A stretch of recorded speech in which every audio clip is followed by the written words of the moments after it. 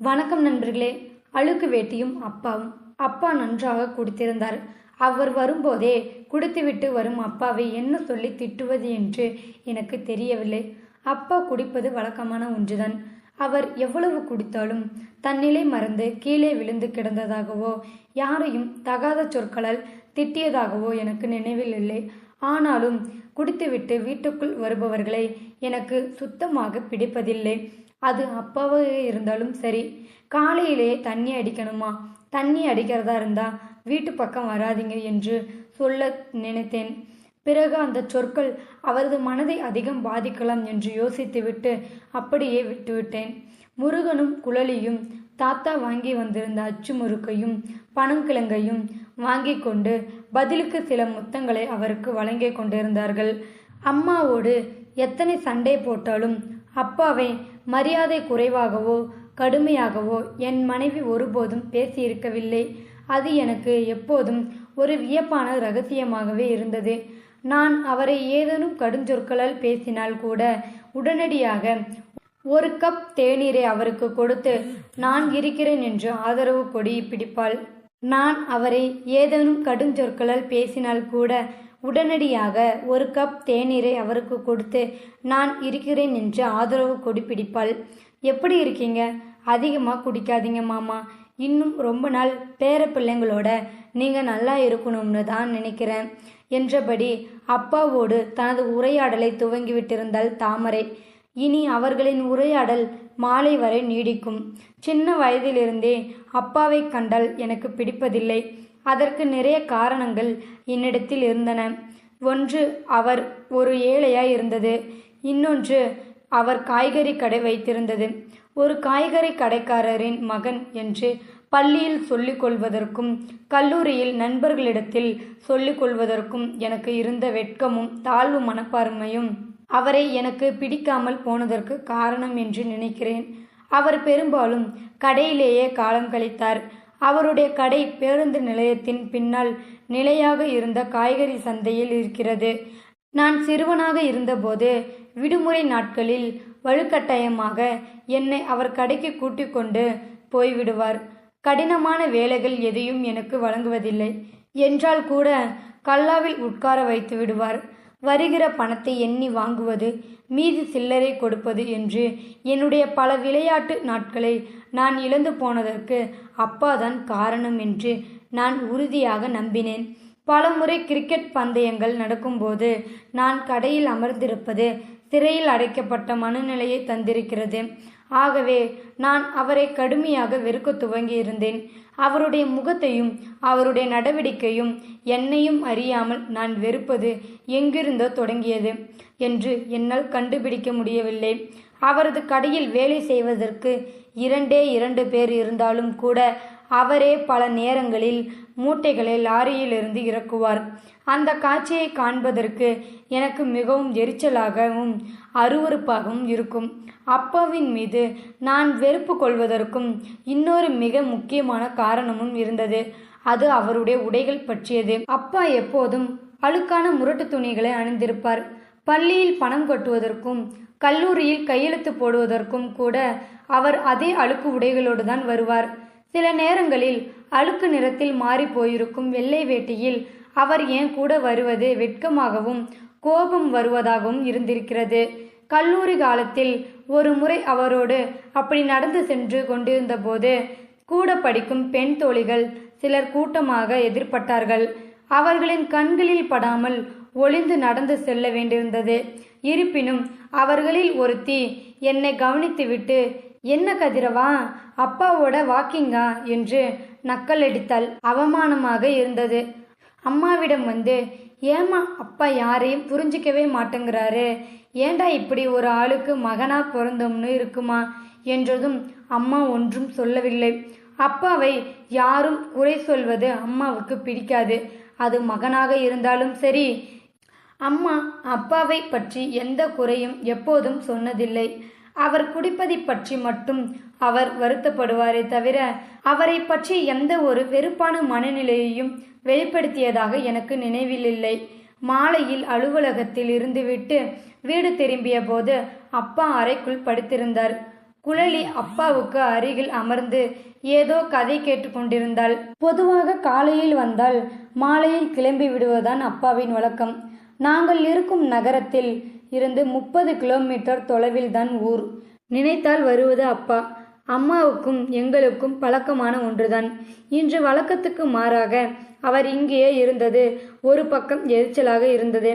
இந்த மனுஷன் என்ன இன்னும் கிளம்பாம இருக்காரு என்று பல்லை கடித்தவாறே முருகனை தேட ஆரம்பித்தேன். தாமரை, அவனை எங்கு காணோம்? சாயங்கால நேரத்தில் அவனை வெளியில விடாதன்னு சொல்லியிருக்கல என்று அப்பாவின் மீதுள்ள எரிச்சலை மனைவியிடம் காட்டினேன். அவன் மெடிக்கலுக்கு போயிருக்காங்க. மாமாவுக்கு வயிற்று வலின்னு நான் தான் மாத்திரை வாங்க அனுப்பியிருக்கேன் என்றாள் தாமரை. ஆமாம், காலையில் குடிக்க சொல்லு. வயிறு வலி வராதா? நம்மளை வேற எதுக்கு தொந்தரவு பண்ணுறாருன்னே தெரியல என்று நான் முனகியது அநேகமாக தாமரையின் காதில் விழுந்திருக்கும் என்பது அவள் கையில் இருந்த பாத்திரத்தை அழுத்தமாக கீழே வைத்த விதத்தில் இருந்து தெரிந்தது. தொலைக்காட்சியில் கழிந்த அடுத்த 1 மணி நேரத்தில் நான் அப்பாவை மறந்திருந்தேன். திரும்பி அறைக்குள் பார்த்தபோது அப்பா வழியில் அவதிப்படுவது மாதிரி தெரிந்தது எனக்கு. அதிகம் வெளியில் காட்டிக்கொள்வதில்லை என்றால் கூட அவர் மெல்ல முனகுவது மாதிரி தெரியவும், உள்ளே சென்று ரொம்ப வலியா இருந்தா ஹாஸ்பிட்டலுக்கு போயிட்டு வரலாம் வாங்கப்பா என்றேன். அவரும் எழுந்து சட்டையை மாட்டிக்கொள்ள துவங்கினார். வேறெதுவும் சொல்லாமல் அவர் அப்படி கிளம்பியது அவருக்கு வலி மிகுதியாக இருக்கிறது என்பதை எனக்கு உணர்த்தியது. வண்டியை கிளப்பினேன். அருகில் இருக்கும் மருத்துவமனைக்கு சென்று காத்திருந்து மருத்துவரை சந்தித்த போது இரவு 9க்கும் மேலாகிவிட்டிருந்தது. சில சோதனைகளை செய்துவிட்டு என்னை மீண்டும் உள்ளே அழைத்தார் மருத்துவர். மிக இளவயது மருத்துவராக இருந்ததால் நெருக்கமாக பேசினார். ஏதோ யூரின் அலர்ஜி மாதிரி தான் சார் தெரியுது. ஒரு கிட்னி தானே, இது மாதிரி பிரச்சனைகள் அடிக்கடி வரும். எதுக்கும் இன்னைக்கு இரவு இங்கே இருந்து பார்த்து கொண்டால் நல்லது என்றார் மருத்துவர்.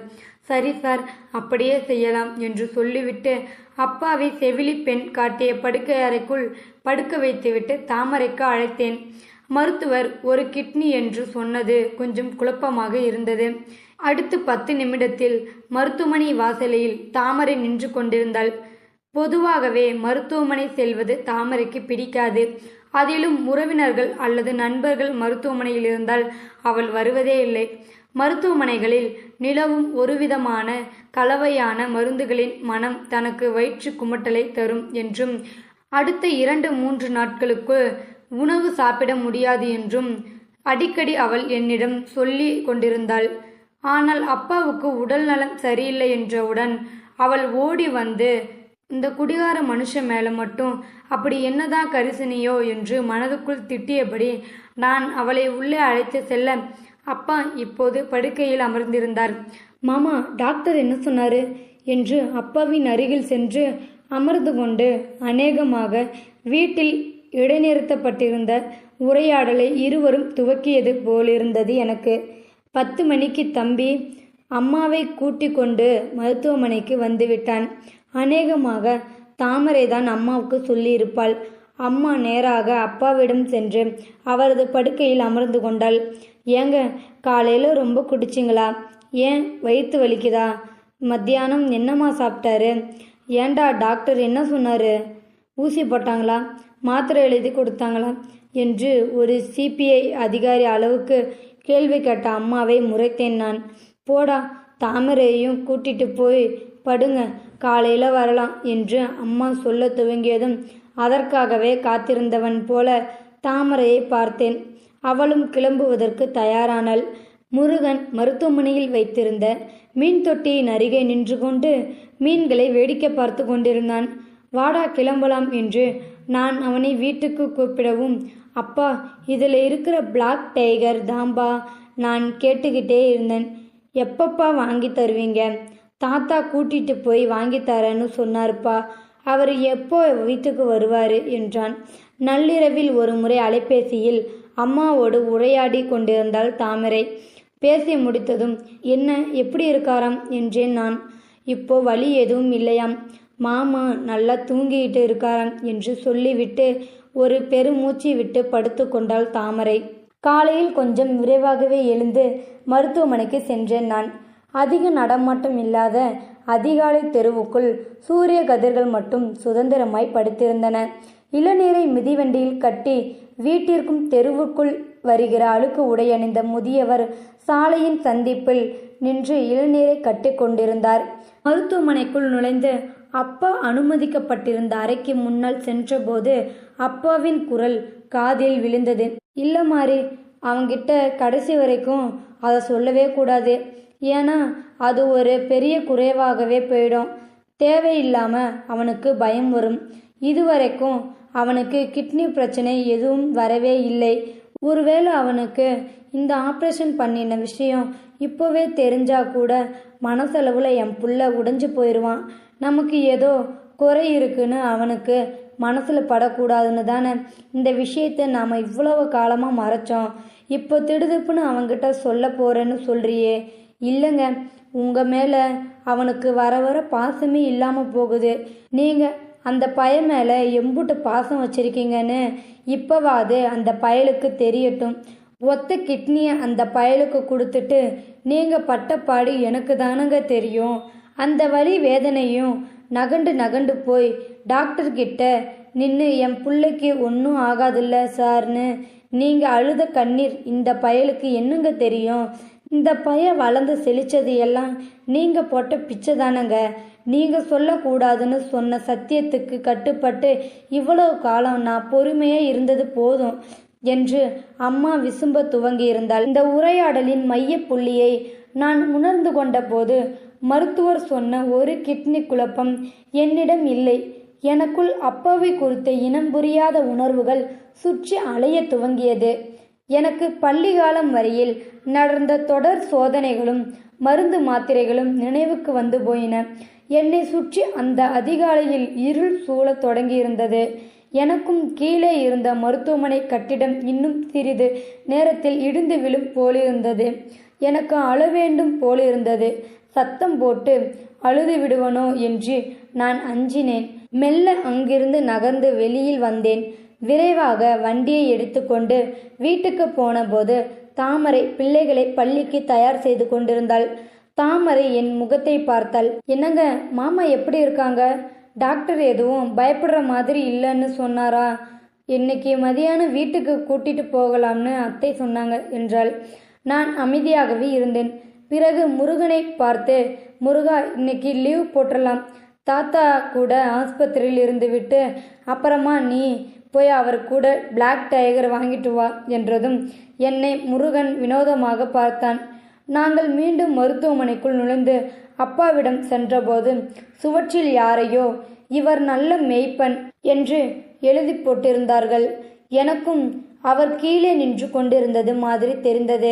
விட்டுருங்க பெரியவரே என்று அந்த இளம் மருத்துவர் அப்பாவுக்கு அறிவுரை சொல்லிவிட்டு எங்களை பணம் கட்டுவதற்காக கீழத்தளத்திற்கு போக சொன்னார்.